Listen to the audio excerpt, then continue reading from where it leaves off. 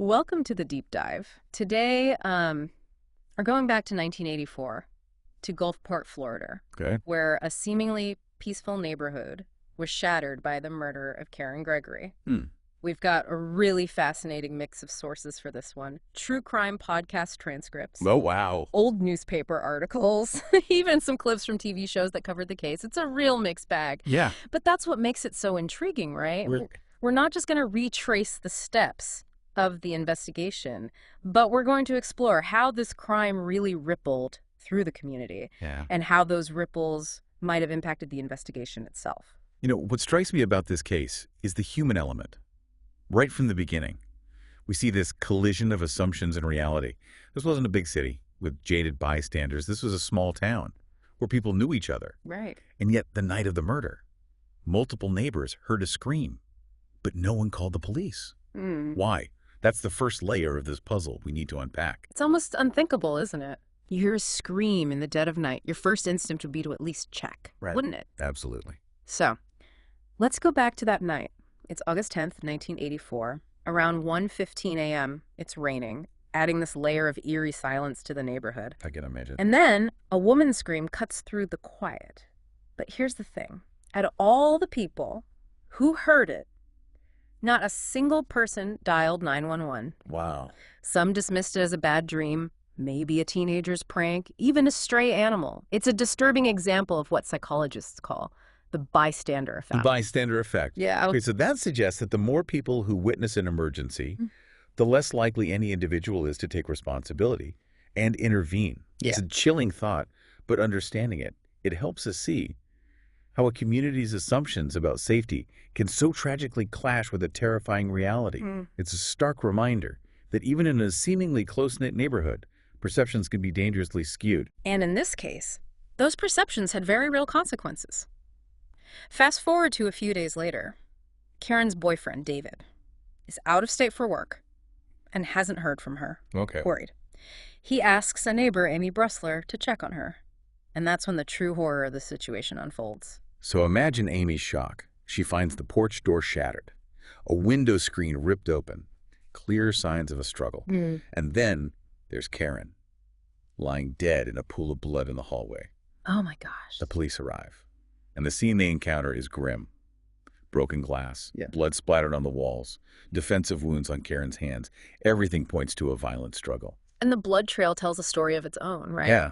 It starts in the bedroom, leading to the porch, suggesting Karen might have tried to escape. It ends back in the hallway, painting a chilling picture of her final moments. What's interesting here is the lack of forced entry.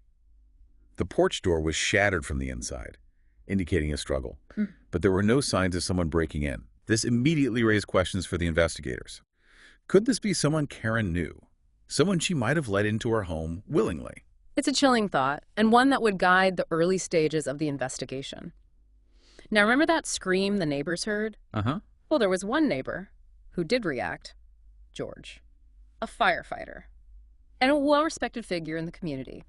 He told police he went outside to investigate after hearing the scream, making him a key witness right from the start. So, George's initial statements provided some potential leads.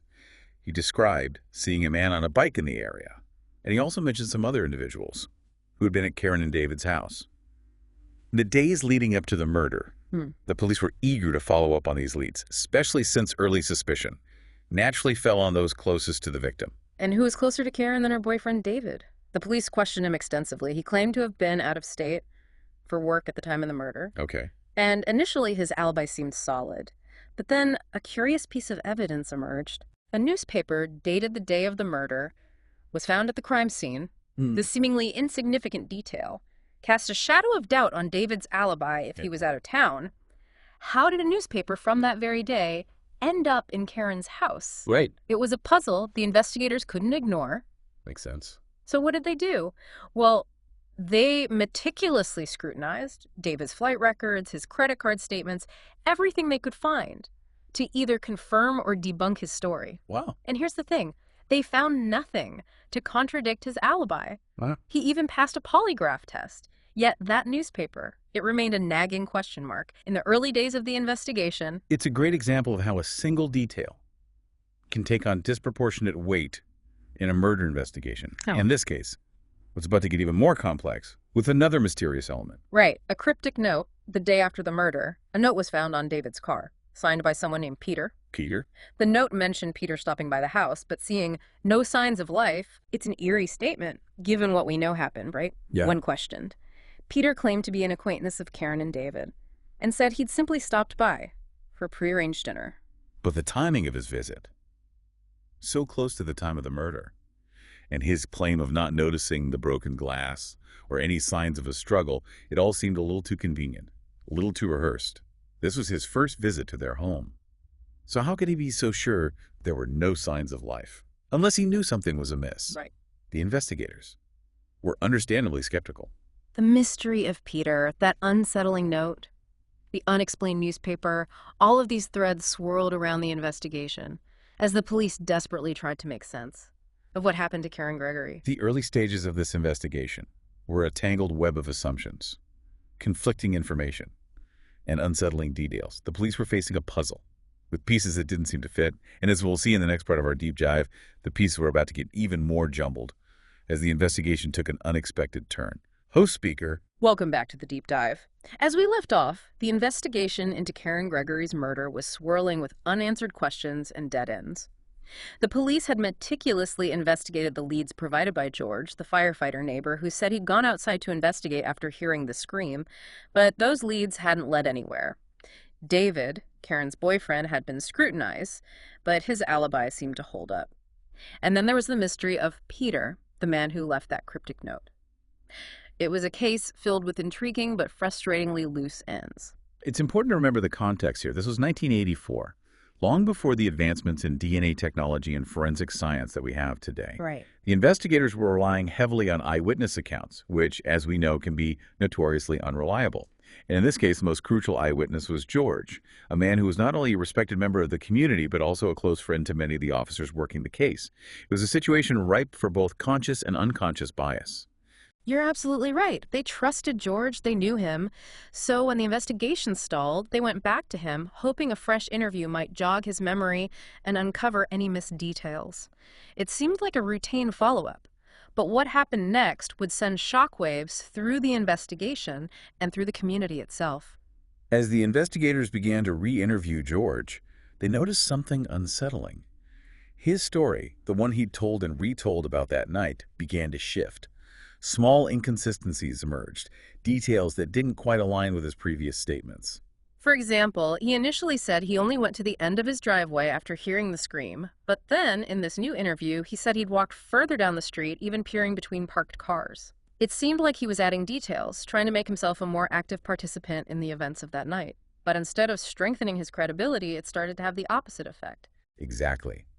The investigators started to wonder, why would he embellish his story? And the inconsistencies weren't just limited to his movements that night. Remember that detailed description he gave of a man standing in Karen's yard? Well, when the police tried to recreate the scene with an officer standing in the same spot, George couldn't even accurately describe the officer's hair color, even though he knew the officer personally. It raised serious questions about how much of his story could be trusted. The police, now facing the unsettled accessibility that their trusted friend might be withholding information, asked George to take a polygraph test. It was a standard procedure, something they hoped would clear the air, but the results of the test were anything but standard. Polygraph tests, while often portrayed in popular media as infallible truth detectors, are actually quite controversial in the scientific community. Oh, really? Yeah, they measure physiological responses like heart rate and perspiration, which can be influenced by a variety of factors, including stress, anxiety, and even certain medical conditions. So while the results can be suggestive, they're not considered conclusive evidence.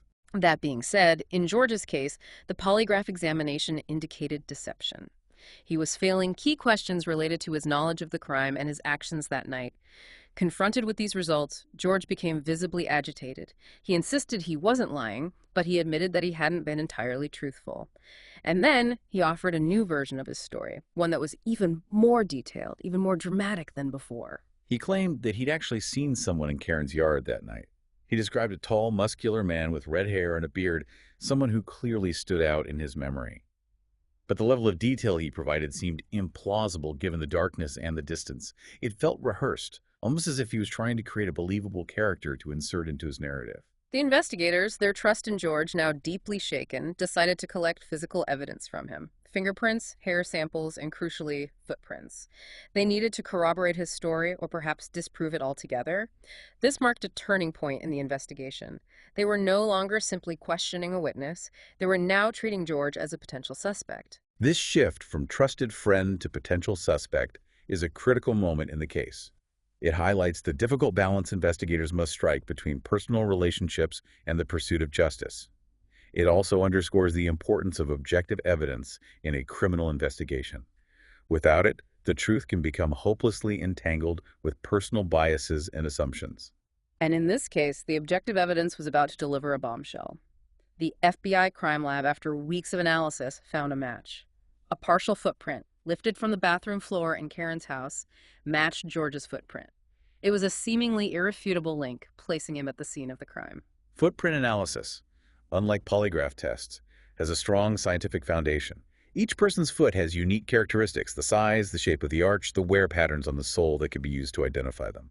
Finding a match between a suspect's footprint and one found at a crime scene is considered powerful evidence, especially when other pieces of the puzzle are falling into place. And for the investigators, this footprint match was the piece they needed to solidify their suspicions about George.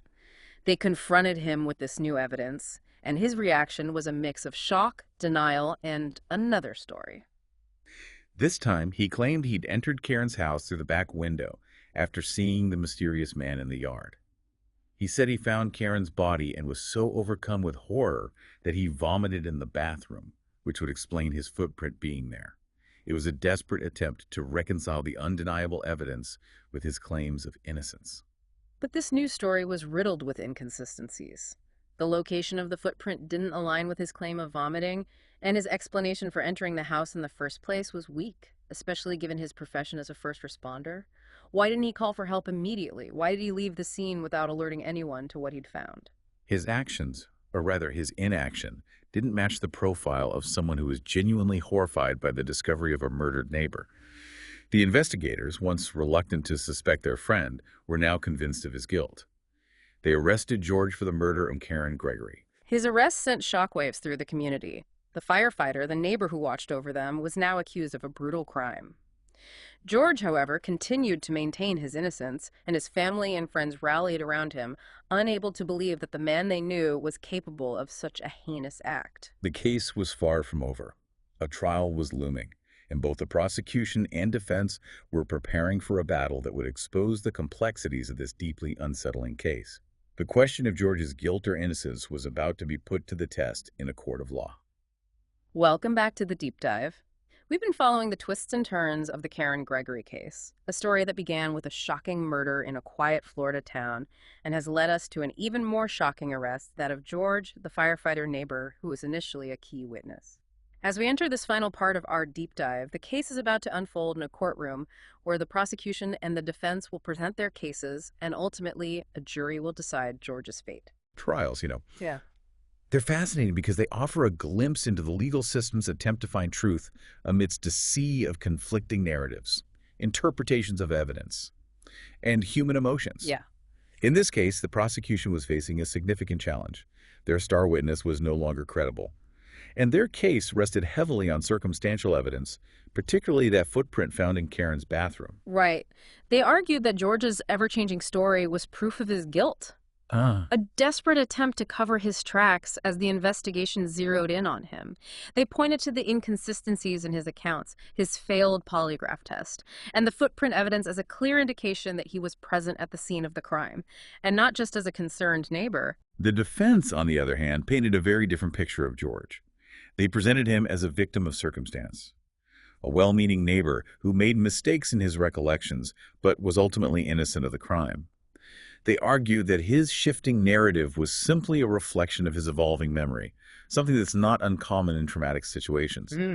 They suggested that the police, desperate to find a culprit, had fixated on George, ignoring other potential leads and interpreting the evidence in a way that fit their narrative. Remember the mysterious newspaper? From the day of the murder that was found at the crime scene? Yeah. The defense tried to use that to shift the focus back to Karen's boyfriend, David. Okay.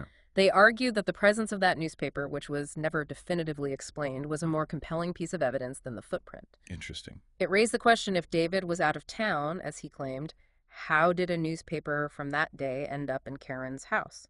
It was a clever tactic to try to sow doubt in the minds of the jury. But the prosecution countered that while the newspaper was a curious detail, it didn't place David at the scene during the time of the murder. They maintained that the footprint, along with George's inconsistent statements, was far more incriminating. Right. The defense also tried to cast suspicion on Peter, the man who left that cryptic note on David's car. They suggested that perhaps he had more to do with the crime that he initially revealed. But they couldn't provide any concrete evidence to support this claim. Right. The composite sketch George had helped create didn't match Peter's appearance. And besides, with George's credibility now in question, even the sketch was considered unreliable. One of the most compelling moments of the trial came when the prosecution called a young woman named Tanya to the stand. Tanya had briefly dated George after Karen's murder, and she testified that he had given her a white teddy bear as a gift. Oh, wow. A teddy bear that strikingly resembled one that was missing from Karen's home. It was a powerful piece of circumstantial evidence. The implication was clear. George had taken the teddy bear from Karen's house as a trophy, a chilling reminder of his crime. Wow. The defense, of course, argued that there was no way to definitively prove the teddy bear Tanya received was the same one that belonged to Karen. But the similarity was undeniable, and it cast a long shadow over George's already shaky defense. Another contentious issue that arose during the trial was the presence of semen found inside Karen's body during the autopsy. The prosecution argued that this was clear evidence of sexual assault, adding another layer of horror to the crime. Right. The defense countered that the presence of semen didn't automatically prove assault.